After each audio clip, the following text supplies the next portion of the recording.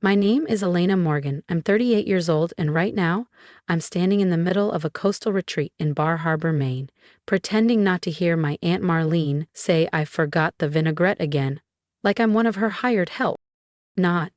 I'm a transportation systems architect. For over a decade, I've designed infrastructure for smart highways and urban mobility networks across the Northeast. But to the Morgan family, especially Marlene, I've always just been quiet Elena, the niece who dabbles in tech stuff. No one really asks. They assume I'm just tagging along. I've gotten used to being invisible during these summer family getaways. Every August, they rent out the same oceanfront estate. Panoramic views, polished oak floors, nautical charm that screams generational wealth. I arrive, smile, and try not to flinch when they forget, again, that I'm vegan, or that I already prepped the charcuterie board, or that I exist. But this year is different, because now, I'm not just another guest. I'm the reason the booking process changed. I'm the one who approved the custom catering options. I'm the one who quietly ended the Morgan family's special privileges. 'Cause I own this place, they just don't know it yet. Let me rewind. I've been married to Jonathan for 12 years. He's a soft-spoken marine biologist. Brilliant, gentle, but he's never found the nerve to stand up to his extended family. Not when they handed me the broom after dinner. Not when they called me unassuming. Not even when Marlene introduced me to her yacht club friends as John's wife who codes, or something. It hurt, especially since I funded my degree, built my portfolio from scratch, and started investing when I was still paying off credit cards. I stayed quiet, focused, and 7 years ago, I began acquiring shares in hospitality ventures through a discreet trust. Most were business decisions, but when High Shore Retreat, their beloved summer escape, came up for sale last year, I didn't blink, I bought it. It cost a fortune. I emptied nearly every liquid asset I had to make it happen. But I knew the long-term return was solid, and honestly, a part of me just wanted to own something they believed was forever out of my reach. Now I'm standing at the welcome dinner in my well-worn sea moon cotton dress, while the rest of them parade around in tailored linen and French silk. They're sipping chilled Chardonnay and debating whether the 2025 Lucid Air is better than the new Tesla. Jonathan's cousin just tapped me on the arm and asked if I'd be a dear and fetch more cocktail napkins from the kitchen. I wasn't headed that way. But I went anyway. Because I don't need to prove anything, not tonight. Tomorrow, during the evening wine reception, the resort director will raise a glass and casually mention that High Shore Retreat has a new majority shareholder. When they ask who it is, he'll turn toward me. Marlene's face? Worth every cent. That night after the welcome dinner, I sat alone on our suite's balcony, watching the moonlight skim across the Atlantic. Down by the fire pit, the rest of the family roasted marshmallows, drank wine, and laughed like something out of a coastal lifestyle magazine. I could hear them, I just wasn't one of them, not really. From the day I married Jonathan, it was clear I made them uncomfortable. Not overtly, no slamming doors or pointed insults, just subtle slights. Like Marlene's too sweet voice when she asked where I got my shoes. How? Sturdy. Or the way she smiled thinly whenever I explained something technical, and how she once muttered to Jonathan, just loud enough for me to hear, "She's nice but not exactly refined, is she?" Jonathan never challenged her. He just squeezed my hand and whispered, "She means well." When we first married, I tried. Hard. I hosted Christmas, brought gifts, helped plan every vacation. One year, I spent weeks organizing his father's retirement party, venue, food, everything. At the event, Jonathan's sister stood to give thanks. She listed everyone who helped, their spouses, even the florist. She didn't mention me. Jonathan noticed. Jonathan leaned over, kissed my cheek, and whispered, "You know you did most of it." But he didn't say a word to anyone else. That's how it always was.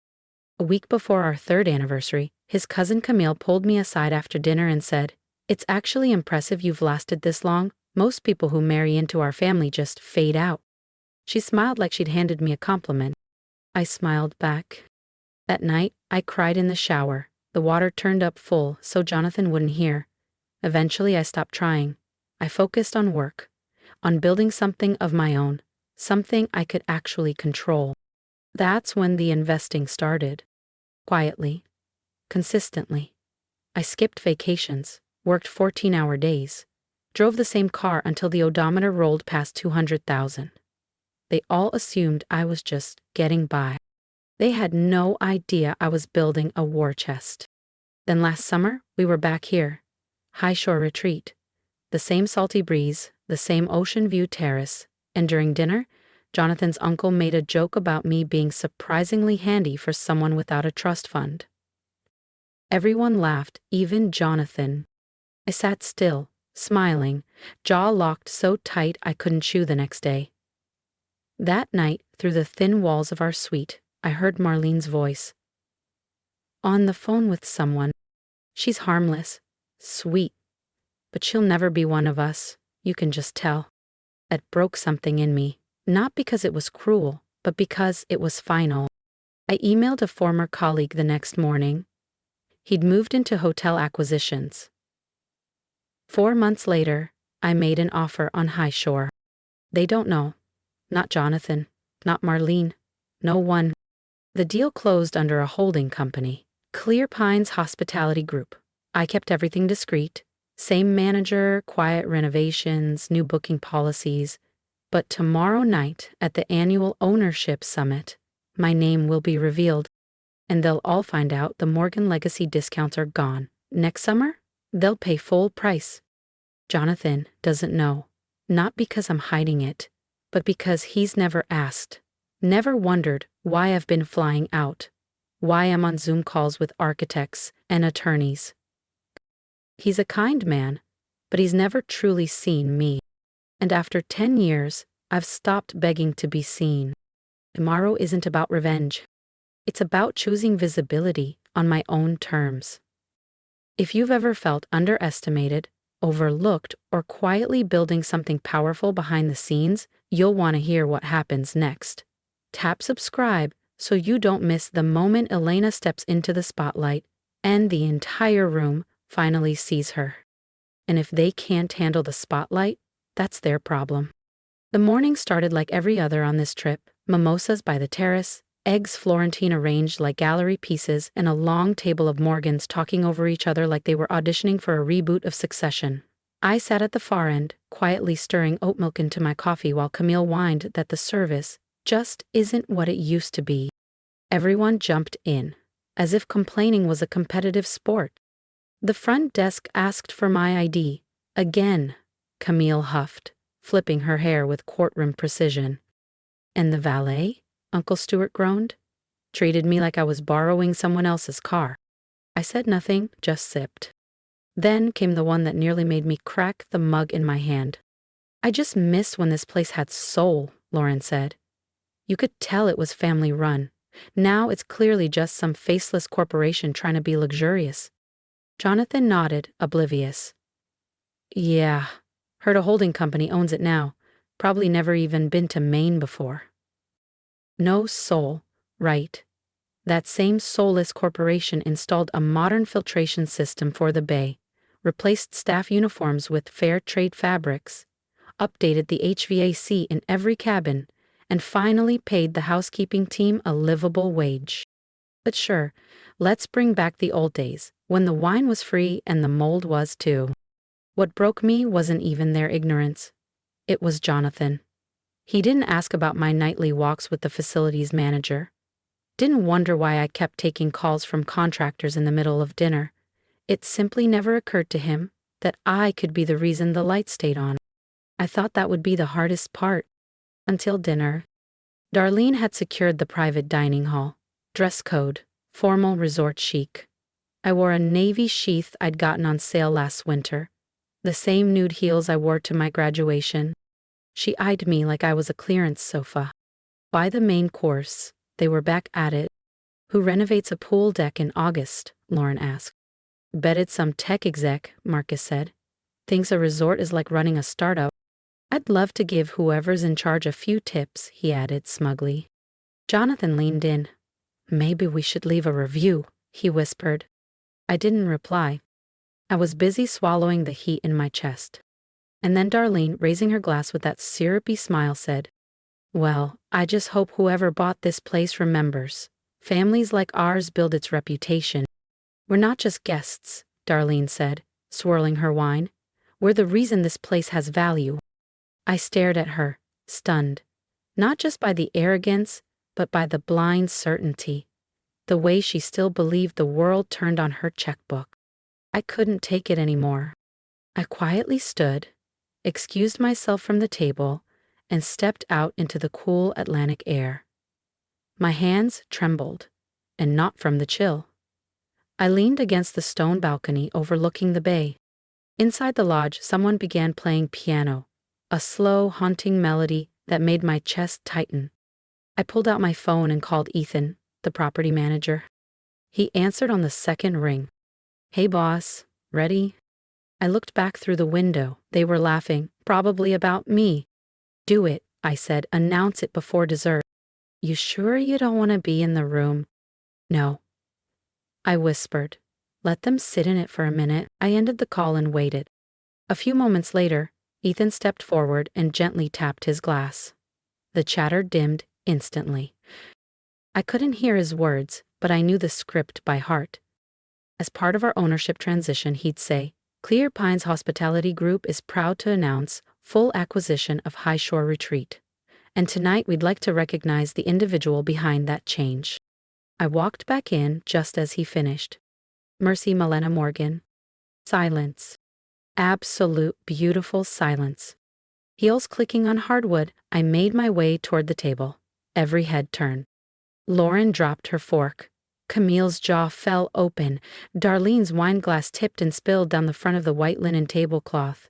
But she didn't even blink. And Jonathan? He stared, like he was seeing me for the first time in his life. I stopped a few feet from him. "You wanted to leave a review, John," I said, voice calm. "I'd be happy to forward it to myself." Ever see a table of people freeze mid-sentence, mid-sip, realizing they'd been trashing the boss 2 chairs away? Multiply that by 10. Add wine. Sprinkle in 3 generations of entitlement. That was the dining hall. Marcus dropped his phone. Darlene's sister choked on her tart. Someone actually whispered, "Wait, her?" Like I was a ghost. And Jonathan? Couldn't decide if he felt awe, shame, or just the sting of being blindsided. I wait for dessert. I walked to the head of the table, Darlene's usual throne, and picked up the mic Ethan had left behind. My hands weren't shaking. I looked around the table, each face frozen, confused, some flushed with embarrassment, and I smiled. "Don't worry," I said gently. "You're all still welcome here, just like everyone else now." Dead silence. No more complimentary upgrades. No special bookings. No legacy family discounts. Being a Morgan doesn't mean free anymore.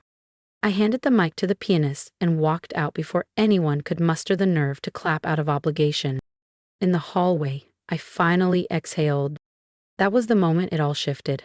Something inside me cracked loose. Not from anger, from relief. For the first time in a decade, I wasn't performing. I wasn't seeking a seat at their table. I wasn't shrinking to make them comfortable. And it felt damn good. The next morning, I skipped brunch, let them sit in the weight of it.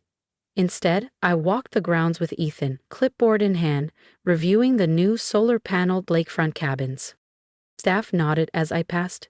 Guests smiled. And for the first time, I felt like more than Jonathan's wife. I felt seen. By noon, Camille texted, "Hey, can we talk?" I ignored it. 5 minutes later, a knock. Jonathan stood there, eyes uncertain. "Elena," he said, "are you okay?" I studied him. He wasn't cruel. That's what made it worse. "You never asked," I said. "Not once." He blinked. "Asked what? What I do, why I stay up late, where I go when I travel." I didn't think I needed to. Exactly. I didn't cry. I didn't raise my voice.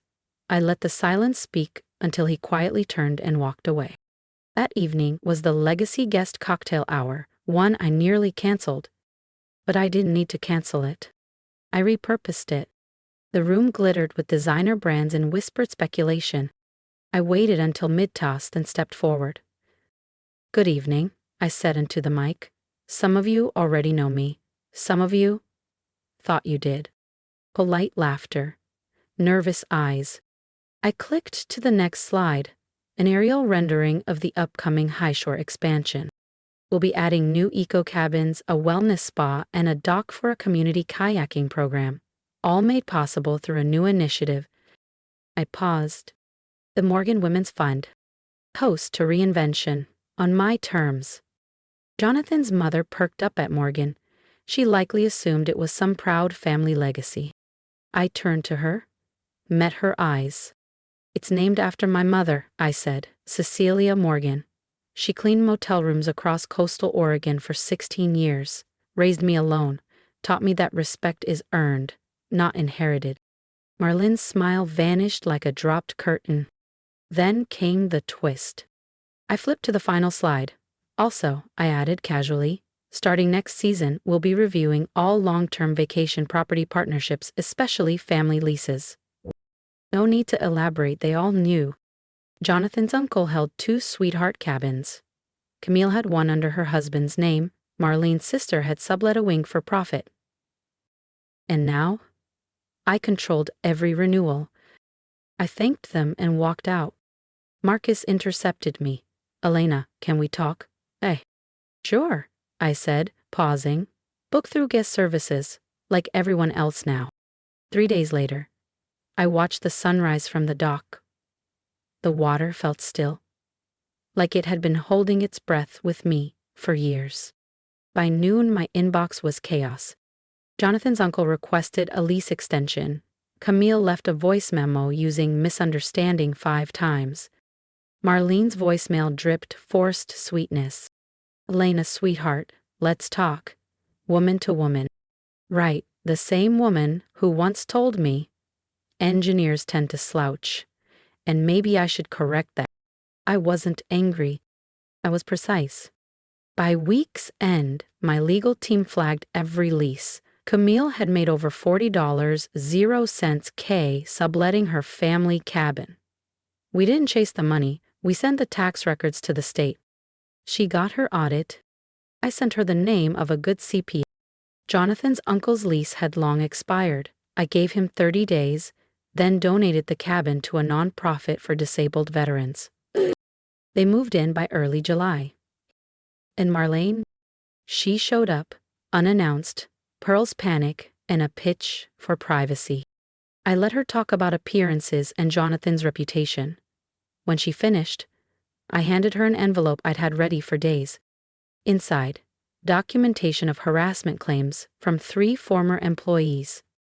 I'd already issued apologies and closed the cases, but if she ever played the victim, the press release was ready. She left shaking.